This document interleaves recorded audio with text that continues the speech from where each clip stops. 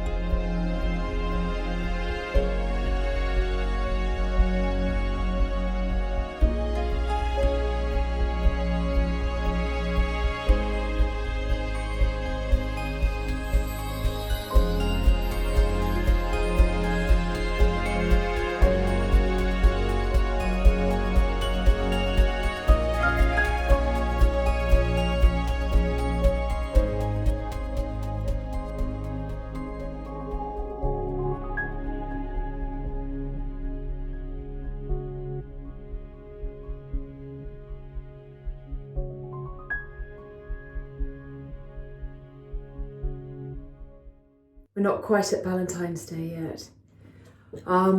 It's extremely chilly out there. It's damp. I'm kind of always cold. And I feel like we're at the stage in the winter where when I get dressed in the morning, I'm unsure as to whether there's an actual body underneath my clothes or whether it's just a pile of loose-fitting, rather old thermal underwear. But I've been in boxy, baggy clothes right now, just staying warm and layered up for what feels like a long time. Looking forward to those milkmaid dresses. I'm joking. Or am I? So let's start painting this bathroom, shall we? I don't think it's going to take very long. Everything is prepped. Walls are washed and all of that. So I'm just going to get the paint on. I'm so excited about this. And I'm so excited to show you. It's a lot of fun. It dawned on me actually that I'm actually going to be colour drenching this room. Now, I'm not in any way a designer or anything like that. So the fact that I know what that is. So colour drenching, in case you didn't know, is when you literally paint the entire room the same colour. So you drench it in colour. And that's what I'm doing, and I'm quite excited by that because it just feels like really new and like I'm part of the gang. So I'm doing the walls and the ceiling and then the cupboards. I haven't got to the floor yet. And obviously I'm leaving the tiles, but this whole thing is going to be drenched in the same colour. I like the feeling of being drenched, especially in a colour like setting plaster.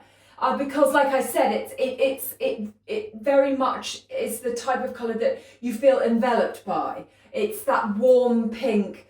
But certainly when this room is just bathed in candlelight, it will definitely feel cosy.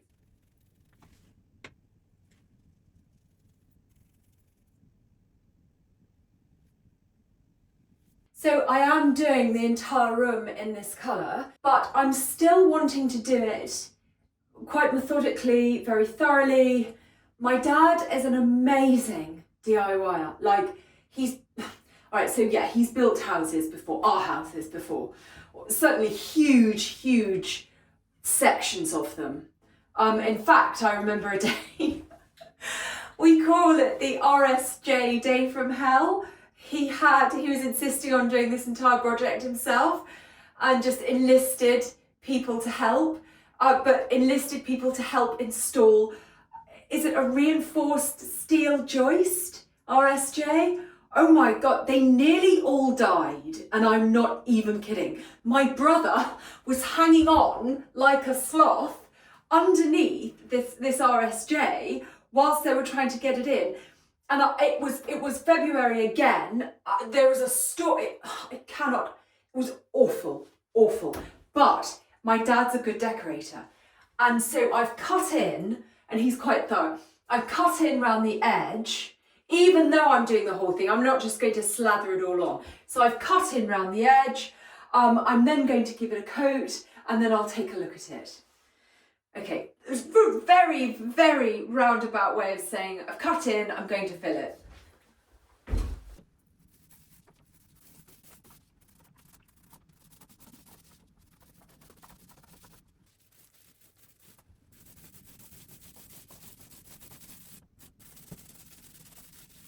So this last little patch to go, it's taken literally 10 minutes. It's a lovely space to paint. And I'm really enjoying seeing this colour come out. And it made me think actually, as I was sort of painting away here, and I thought that instead of just doing it in silence, I would sort of paint and share. So I was just thinking about this. Somebody said to me recently, I don't know whether it was in a comment or in person, but they said, is there anything negative about living in an older house or in a cottage? And I had to really think about it because as someone who loves to be at home and loves everything about, being at home and always has done, it's very easy just to, continue to sort of live here and share about it without giving any background, without sharing any of the downsides, because I might not consider them negatives. So I just sort of, rock up and I'm just sort of overly enthusiastic about everything because that's, my passion. But I liked this question and I sort of came up with 5 things that I do find challenging, but I've sort of spun on its head. And the first one, funnily enough, is sort of repairs and DIY and decorating and that sort of thing. Like I said, my dad is so good at DIY and building houses and stuff. He was also a very big fan of period properties. They moved into a Victorian house many years ago. They're no longer there. And he was just so delighted. The bell was still at the top, on the top floor in the attic, where, because the staff would live up there, and the bell set on the wall was still there that, the people downstairs, upstairs, downstairs, all of that would ring, and also all of the marble fireplaces were still intact. And I just remember his excitement with all of that, and it was amazing. But growing up with a dad like that, I never ever had to really sort of dive too deeply into restoration or repairs. I mean, I would always just call my dad. We would just have fun making stuff or repairing things or changing things. I mean, I changed or decorated my first bedroom when I was 12. I just spent summer at camp in the States. I went to the Carolinas, I went to Mississippi, I went to Baltimore, Maryland, and of course, this is in the 80s, so all of the kids had these amazing bedrooms. They had phones in their rooms, and it was just like something out of Ferris Bueller's Day Off. And of course, I wanted that so much when I came home. So I remember stripping all the wallpaper off, my dad coming in and being like, "Oh, so you've done this." But then I didn't know how to finish it, so we spent the weekend finishing it off. And I would watch and observe and learn. but he was so good at it that I didn't have to do something if I couldn't do it. But a few years ago, I think I've shared this with you, he got really poorly really quickly. It was like a cold that got really bad, and then it turned into sepsis and multi-organ failure, and he was in a coma, and they think he may have had a heart attack while he was in a coma, and it was just at Christmas, and I was out with the children, and we're in the middle of nowhere with the ponies, and I got this text from my sister because she couldn't get through to me, so I think she sent me a text. I think this is where it happened. I was just all over the place. And she said, you've got to get to the hospital, which was in London, and I was in the middle of Sussex in a field. You need to be here within 2 hours or you're going to miss him. Just said, you need to prepare yourself. Nobody makes it out of this. And he did. So naughty. I'm sure he does it for the drama. He doesn't, and he'd laugh hearing me say that. We have a good relationship. I mean, that changed us all. He's an important part of the family. And one of the things that it did for me was it made me realise that I'm not always going to be able to phone my dad when I need a light bulb changed. And when, to get back to the point, you're in an older house, or certainly when you're in a cottage like this, you have to do repairs, you have to decorate, you have to be able to, make sure things work if they break. And that situation, that very bad situation, forced me to be less reliant on him in that way. And the upshot is that I've come out of it, I was going to miss this hole there, I've come out of it with so many new skills and so much more confidence that I can live the way I want to live. It's so nice, I love it so much. It's so exciting. I've got a really steady hand. I have been decorating for a long time, and I'm quite good at not getting paint all over me and getting lines and cutting in and things like that. So I haven't done around here. I'll do that when I've got some more light. But yeah, I'm quite good at all of this. So I haven't used masking tape and things like that. I haven't laid loads of sort of dust sheets out. I've not got a spot on me. That's kind of just because I've been doing it for so long. I remember starting a decorating project just before I went out to a club. So I'm dressed, I think it was even in a bathroom. I'm like standing in a bath with like this dress on and, vertiginous heels. My friend came in and said, "What are you doing?" And I was like, "I just fancied a change." She's like, "We have to go." I was like, yeah, no probs, let's go. Oh dear. I've started to paint these cupboards, and I don't know who it was, but someone in the comments in the last vlog said, "Well, why don't you tongue and groove these cupboards?" I will go back and find out who it was, because that's rude of me to not know the name. But as soon as I read the comment, I sort of answered it in my head, and I was like, "Oh no, of course, yes." So I had a whole conversation with you. So I'm now responding, yes, absolutely, because you said, "Why don't you tongue and groove the cupboards?" Of course. Now, I had thought about it, because I'm going to tongue and groove along the side of the bath. I had thought about it, and I didn't know whether or not it would make this section or just too chunky, because it's an odd thing. It's kind of a delicate bathroom. It's not a princess bathroom, it's a cottage bathroom. And I know that tongue and groove is incredibly sort of cottagey, but I can't explain it, and I'm not doing a very good job of it. So what I'm going to do, because I think it would be lovely to have these doors and the outside of these cupboards tongue and grooved, it would be wonderful. I'm going to tongue and groove the side of the bath, because that's just, a regular thing. I'm going to see how it looks, and then I might just maybe temporarily stick some tongue and groove up here and see how it looks. In the meantime, I'm going to paint the doors in the setting plaster, just in case I don't tongue and groove it, and it is then done, it's then painted, because I do need it to be in the same colour. So thank you so much for that suggestion, it was a brilliant one.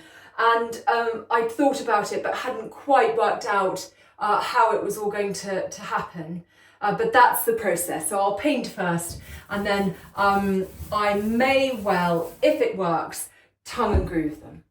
Something else that I find fairly challenging when it comes to living so rurally and in the countryside, and indeed in a cottage because the walls are so thick, is and the fact that we basically live in the woods. The fact that the internet is so unreliable. We lose power a lot. The longest we've ever lost it for was an entire week. It's like 7 days. And I think it was after a storm, and it was a few years ago. But I think that there are only 3 houses in my postcode because it's, it's not very populated at all. And this postcode was the last postcode in the entire country to get their power back, which is fair enough. We were able to go elsewhere, and we're not a business, and there aren't hundreds and hundreds of people relying on it, so I understand that totally. But where it does become challenging is with the internet, and essentially running, apart from the deli and all of that, I do basically run a lot of my stuff online. The other week, I think it had just been after a storm, and I don't know, I was just feeling slightly sort of paranoid about it all. The upload for a vlog was so slow, and it had taken what should have taken about an hour, was now in its 7th hour. So I pulled the whole thing, and I took my phone, because I do it all on my phone. I took my phone down to the deli one Sunday afternoon, and I sat on the pink stools in the window because I don't want to take a table up from someone else that may want to come in from a dog walk or with their family. And I sat there on the pink stools, and I had a hot chocolate. And my niece was working that day, so it was lovely to see her, and my lovely team, and it was headed up by Catherine that day. And I just sat there and uploaded the vlog from there, and I just sort of watched the world go by. Oh, and some friends walked by. They saw me sat in the window, so they came in and said hello. So yes, the internet is spotty, but if I was to get stressed, which I did, every time I couldn't do something, I'd be a basket case. So in a way, it's been a really good lesson in patience and letting things go, planning. So if I can give myself as much time in case something happens, then that's really good. That's not always possible. I never want to be in a situation where I'm sat there going, this has to happen, this has to, because sometimes this can't happen for a reason just as random as the internet spotty, because I live in the country, because I live in a cottage, because I live in the woods. And I don't want it to be this ongoing sense of just underlying stress. And I think that's good for me. I think for a very, very long time, I was incredibly driven as a person. Had a lot of energy, but it was a kinetic energy, it was a caffeinated energy. And now it's a peaceful energy, and I just let things flow through me, and if it's not going to happen today, it flows through, and it will happen when it happens.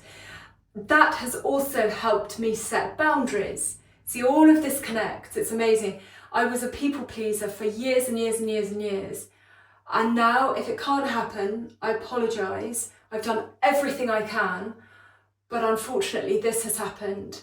And so I'll have to do it tomorrow. It's that. And people always understand. They understand less when you're running around like a lunatic. So not only am I now a DIY expert, but I'm also the most chilled DIY expert you'll ever meet. That's a total lie, by the way. Total lie. So here we are. Look, I've got almost half the room done. And I even managed to get a coat on the cupboards here, just on the front of them, not on the side, but I'm really pleased. The wall, and then it goes up into half the ceiling. You can tell how much darker it is on the wall because the ceiling looks a lot lighter. This colour really plays with the light, and that's what I love about it. It's almost like you can be in several different rooms throughout the year depending on the season or the lighting or where the sun is, and I love that. I love it when the new National Trust book comes through. I mean, I visited all of the ones in this area, Sussex and Surrey, and certainly when the children were very little, it was great to have National Trust membership because it always gave you a place to go. But I love it when this comes through. It's a whole new year of visiting wonderful places. I'm lucky enough to live in a National Trust town, or just outside of one. So Petworth is pretty much a National Trust town. The house, Petworth House, was given to the National Trust a while ago, and it draws a lot of people. The house draws a lot of people to the town. It's exciting. There are wonderful sort of touristy things happening on your doorstep, and I always think it's wonderful when you live in a place that people go to visit on their holiday. I mean, what a privilege is that? There's a Turner exhibition happening, which is amazing for business owners like myself in Petworth, to welcome so many people that will come to the house to see the Turner exhibition and then hopefully to sort of spill out into the town. It's perfect. But I'll stop waffling because I've got something I want to show you. I bought something from Gardening Express website a couple of years ago, and I've remained on their mailing list ever since. I think it was just some lavender for down at the deli. And I saw a couple of weeks ago tulip bulbs for £1. So I'm never going to pass up tulip bulbs for £1. The thing is that people always buy them, in the autumn because you can plant them in the autumn, obviously. But also there's much more sort of variety to choose from. They don't sell out. But I found that these ones had some left over for £1 that were in exactly the colour that I wanted. I've planted tulip bulbs in September, October. I've planted them in March, April, and they've come up. So I'm not too precious about it. This whole lot cost me... Oh look, I got like 25 mixed tulips there. They're just sort of bog standard. There's nothing super fancy about them. But I got these as well. Oh, they haven't really sent... They've not sent any information with them. Okay. So I don't know what these are. There's like nothing. I'll have to go back onto my order and see what I ordered. But I'm still not going to know because I can't tell from here. Unless I just bought like 3 bags of the same one. I can't remember. It was one of those things where I was comatose on the sofa, saw tulips for £1 and spent like literally under a tenner on them. But let's go outside and plant them. I found the names of them. I've got 2 bags, so 1, 2, 3, 4. So 10 of these, and these are tulip ice cream, and 1 bag, so 5 of tulip Mount Tacoma. This is nice. I'm excited about this. So rule of thumb is to plant tulip bulbs about 5 to 7 inches deep. I've got one of these bulb trowels.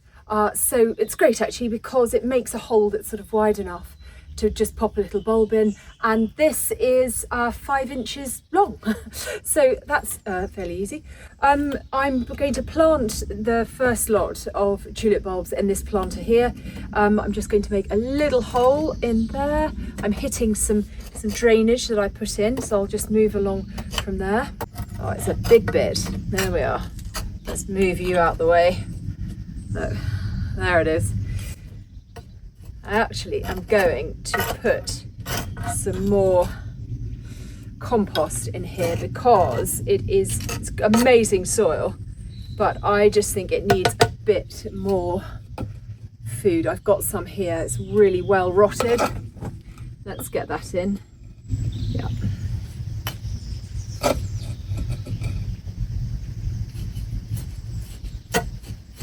Just work that through. I'll probably get all 5 of these tulip bulbs in this one planter. They might be a bit squashed, but it doesn't matter. I've not got too much invested in them. You stick it in with the little pointy bit, the little sprout there. I facing upwards so that it can eventually make its way out and up into daylight as a lovely spring tulip. Easy peasy. This isn't intricate planting in any way, but it will be fun to have some lovely tulips at the front door. But I know that the deer are going to love these unless I'm quite careful. Gets to this point in the winter and I am almost like centrally heated out. The air is different, so to breathe, fresh air is very necessary. I finished planting these tulip bulbs. I've just made myself a cup of tea. I'm getting a little bit colder now, so I'm going to go in and get warm and do some bits. I've just been looking at these window frames here, and they're Crittle windows, which are great and they're in lovely shape. I like the panes in them, but the paint's flaking off, so I'm just thinking that's another nice job to do out here in the summer. It leads me on to one of those other sort of reasons why I like living in the countryside or in a cottage, but it can also be challenging. So I've just, that obviously those windows there fall under the repairs and DIY section, but I was just thinking about these bulbs. I saw it written somewhere that deer treat tulips as little bonbons, which I thought was one of the cutest things I've ever heard. I'm not going to find it cute when I come out one morning expecting to see my lovely flowers and they've had their heads bitten off. Now look, deer don't eat every variety of tulips. Some of them they find quite repulsive, but they do eat tulips quite a bit. They eat everything, let's be clear.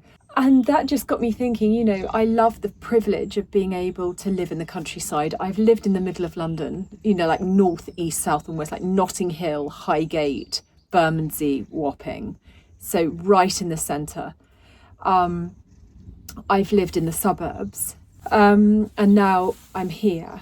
And I consider this to be a privilege, an immense privilege. And when I say, it comes with its challenges like sketchy internet or not being able to just nip down to the shops without planning it, or the deer eating your tulips, I mean, that's relative. I'm acutely aware of what's happening in the rest of the world because I'm very interested in it. And to the point where sometimes I have to switch off and put my phone down or turn the TV off because I sort of take so much of it on board. I make a point of educating myself as to what's going on in the world, which I would assume you do as well. So when I talk about, the deer eating my tulips, my diamond shoes are too tight, it's just nonsense. The deer need to eat. I like to garden. We'll find a way to work together. I'm so pleased to have that as a challenge, but I would prefer to maybe cordon off a section of the garden and know that was safe than not be here at all. It is actually quite cold, but it means that my tea has just got to the perfect temperature. So I sometimes get asked about the lipstick that I wear because I tend to wear red lipstick a lot. I wear a blue red. At the moment it's a Revlon, but I've used Maybelline. Revlon and Maybelline are my go-tos, and I've linked to them a few times before. But today, by mistake actually, which is always fun, I sort of discovered a new colour and I wanted to show you. So the background, awake since 4, thanks perimenopause, up and about, school run, class at the gym. I did a bar class and pretended I was a ballerina for a moment. But that's really good for core strength and good for that collapsed disc that I have. And then I had a meeting. So I didn't want to have to start applying makeup in between the gym and the meeting. So I wanted a pared down version of the lipstick that I usually wear. I use a lip liner. This is Bourjois in Bordeaux Wine. My criteria for a lip liner is that it's really, really waxy and doesn't pull. I don't have really full lips, so I have to be really careful with lip liner. I'm putting it on in my phone, so bear with me. I don't go right to the edges. I learned that from an amazing TikToker called Erica something. She focuses on makeup for women of my age, and she just gives the most amazing tips and tricks.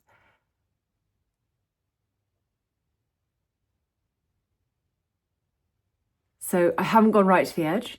Blend it.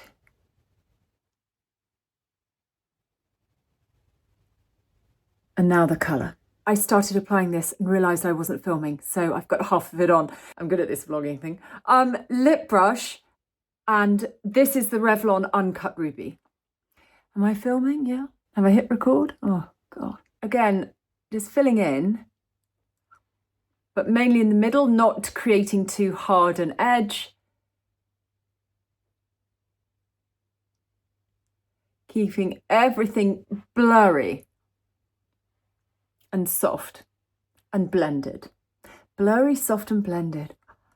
So that's the red. You maybe can't tell because I'm right by a window, but that would have been just too much for sort of school run and early morning class. So when I was rummaging, I like a good rummage, through my makeup box, I came across a Charlotte Tilbury that I think my mum had bought because she got it free with something and it wasn't her colour years ago. It's a Pillow Talk in Kidman's Kiss.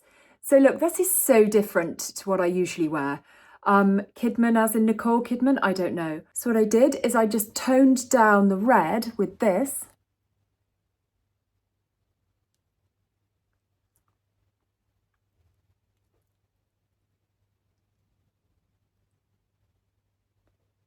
Keeping it all soft.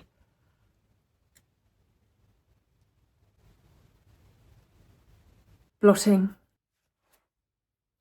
And there we are. Fresh, still got some colour. I'm what you call high contrast, apparently. I don't know what that means, but I just know that I'm high contrast. A makeup artist once explained my face to me, was just before I was going into a photo shoot. And the makeup artist, I've got quite dark eyebrows anyway, and they're fairly full, but she literally blacked them out. And I had very, very heavy eye makeup. And the person that was running the shoot said, that's way too much, that's too much. And the makeup artist said, trust me, this is going to disappear behind the lens. And I was looking at it and I was thinking, yeah, this is quite heavy. And then I saw some of the test shots and she was right. It just disappeared behind the lens. And I don't know whether that has something to do with me being high contrast or not. It means that I do more often than not have to wear a lipstick, or I just look like I haven't slept in like 3 days. Like, I can't do the no makeup thing. It really doesn't work. It just looks awful. And randomly it matches some of the blue pinky tones in my tank top, which I was wearing because it's freezing. I'm having a cup of tea. And I'm about to paint the frame of this sort of still life here. So I thought I'd set my phone up and we could chat while I did it. I'm a huge fan of scented candles, and I know that they're getting a bad rap because of all of the toxicity that they pump out. So I think I haven't done any looking into this at all, so perhaps you could help if you know more about it than I do. I think soy candles are okay. What is it? Is it the wax or is it the oil? I know it's like paraffin and all of the fragrances, if they're very synthetic. If they're essential oils, is that all right? I'm going to look into this more myself because I do have scented candles. I like the White Company. I like Diptyque, I like Jo Malone's. Are they okay? The Diptyque, what was it? Oh, tuberose. Oh, reminds me of when my babies are small. The pomegranate, Jo Malone, reminds me of After Christmas. I used to have it after Christmas. And then, what's it? The White Company. Gosh, there's one that sort of smells slightly sea salty. Oh yeah, so I've got some real favourites. I've also got 2 new ones. The first one is this one by the Botanical Candle Company, and it's called Laundry Day. I bought this from Fig in Petworth, which is a gorgeous, gorgeous shop. And it smells like laundry. Oh, a scent, you know what scent is so evocative. So this is soy. So is that all right? I mean, the smell is absolutely delicious. And I've sort of saved it. I bought it a few weeks ago. I've sort of saved it actually because it's quite a sort of spring cleaning type of one. And I've sort of squirreled it away. Then the other one is this one. Oh, everything's falling down. This one, I bought 3 of them actually. This is by Paul Hawkins, who is a very famous florist. London, does lots of events in London, but randomly, not only is he really, really good fun, I've only met him a few times, but he used to live at the top of the lane and then he moved before we got to have any real fun. When you're as rural as I am and somebody's really cool lives up the street, then it's good news. Then if they move, you're like, ah. This one, Paul Hawkins, English Peony. Now, it is absolutely fabulous. Interestingly, I bought this for my mum and gave it to her for Christmas, and she gave it straight back and said, oh, this isn't for me. I said, okay, I'll have it, no probs. I was burning it, and then she came over the other week and said, oh, what's that lovely smell? I said, well. So I thought I'd paint the frame of this oil still life here. It's quite a naive little picture that I just liked. I just thought it could be in a bistro tucked away in some French town somewhere. And I liked it. It's slightly dark for me around here with the kind of the claret and the dark green. It's like a British racing green. But in here somewhere, just in the wine, in the shading in the wine, and a little touch on the grapes and the apple, is a softer, lighter pink, which is, interestingly enough, very similar to setting plaster, which, as you know, I'm doing the bathroom in. So I thought I would do the frame of this setting plaster just to pick out that lighter colour and maybe just to lift this a little bit. This picture is actually going in my kitchen. It's been in there for a while. I want to hang it because I've hung my cider measures up that I bought the other week from Stable Antiques. Oh, this is working well already. I like it already. Ah, you can't really see. Or can you? I don't think you can. The cider measures that I bought from Stable Antiques, they're all cleaned and hanging up in like a bunch, which I like. Looks like a brace of, well, I know braces too, not a brace of pheasants obviously, but like what would 3 be? a brace of copper cider measures. But so they're hanging there, and then I stuck this next to it, and it looked really, you know, it fitted, but the frame didn't. The frame was grubby anyway. And so I just thought, I'm going to do that setting plaster because I could see it in there. I got this little picture from Ardingly. I find Ardingly sort of, don't know, quite expensive, and I'm not one of those people that arrives somewhere really, really early and rushes in and grabs all the best stuff. I'm not that competitive. There are some things I'm quite competitive in. And I'm really proud of that competitiveness. But I just think if something's meant to find me, it will find me. I don't have to rummage around like a lunatic. I'm so pleased with this. It's working better than I thought.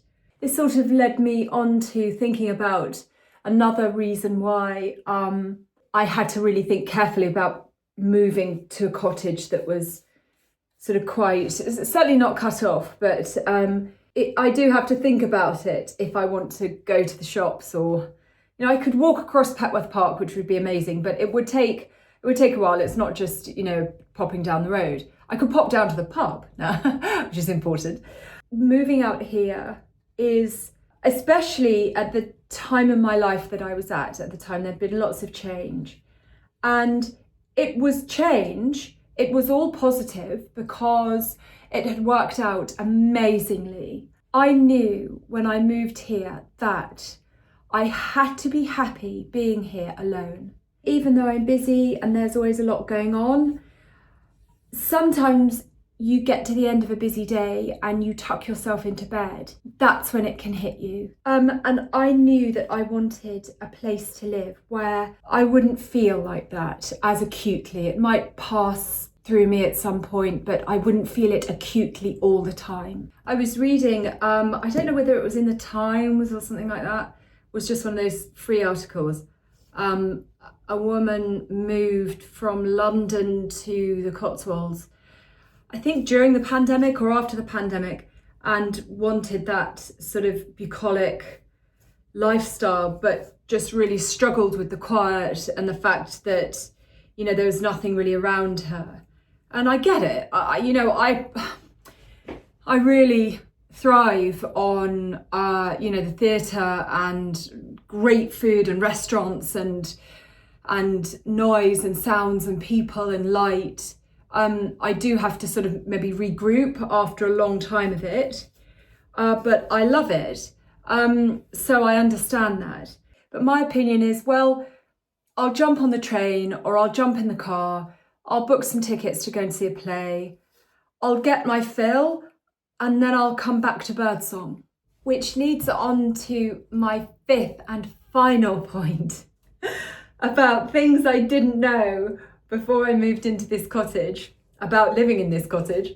I've done all sides. Oh, yay. Oh, I didn't need that paint. Oh, cool. There I was, blabbering on, and I finished.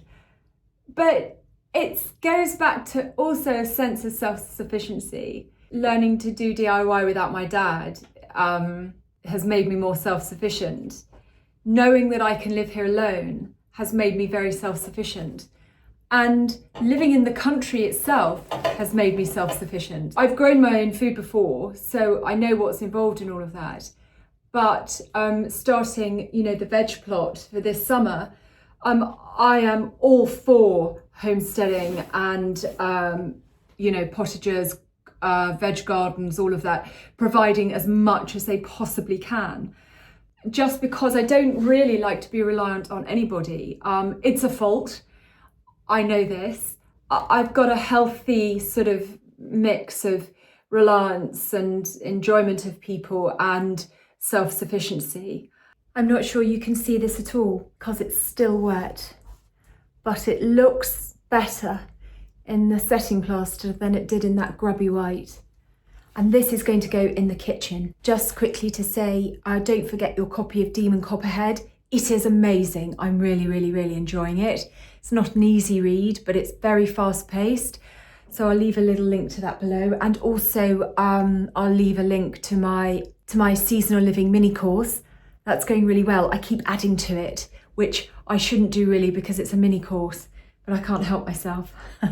I'll see you Sunday. I'm spending most of the day tomorrow at the deli as I'm starting to decorate the outside for spring. I know it's still February, but this takes a long time and it's done in stages. So Tallulah and I, who's my deli manager, we're going to be outside for quite a while, putting things up around the side of the deli. So I'll try and film as much as I can before we kill each other because it's so cold and moody. No, it's not that. We work well together and it should be fun. Have a lovely rest of the week and lots of love. Bye.